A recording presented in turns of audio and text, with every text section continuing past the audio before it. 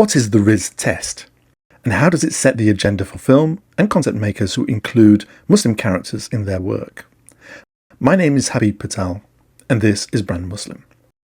Riz Ahmed, full name Rizwan Ahmed, is an award-winning British Muslim actor and producer of Pakistani origin. The Riz Test website states, taking inspiration from Riz Ahmed's 2017 speech in the House of Commons on diversity on screen, the Riz Test is 5 criteria to measure how Muslims are portrayed on film and TV. The test goes like this. If the film or show stars at least one character who is identifiably Muslim by ethnicity, language or clothing, is the character 1.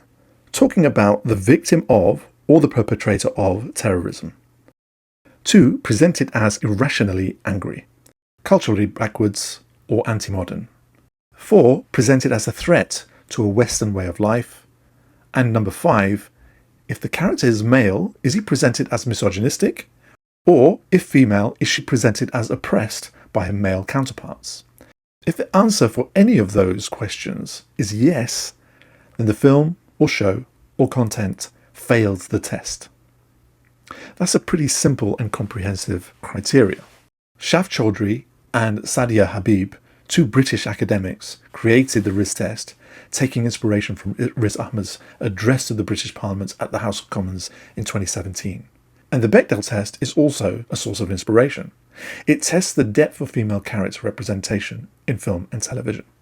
Essentially, the test itself is a measure of how willing storytellers are in exploiting a trope or tropes about Muslims when creating their storylines.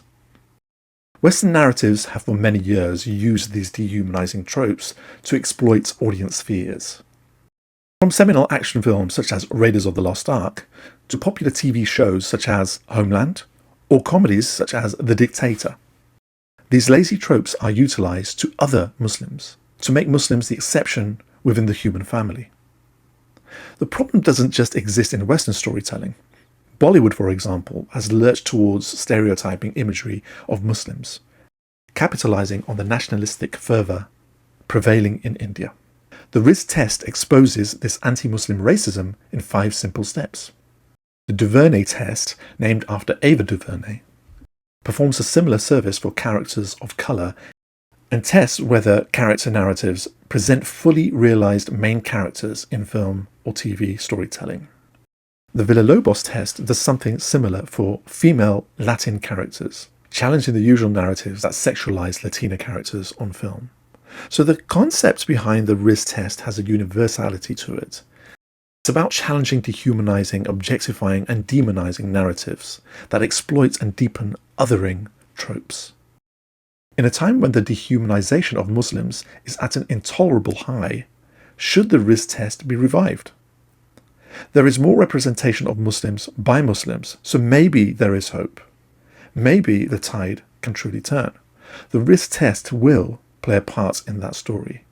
So can the implementation of the test be modernized so it stands up to modern content, or does it stand the test of time as it is? In the view of Brand Muslim, the test is relevant now more than ever. It is, in itself, a story worth telling. Follow us on Brand Muslim for more brand stories. Look out for more of our content and support it. We're dedicated to telling our stories on our terms.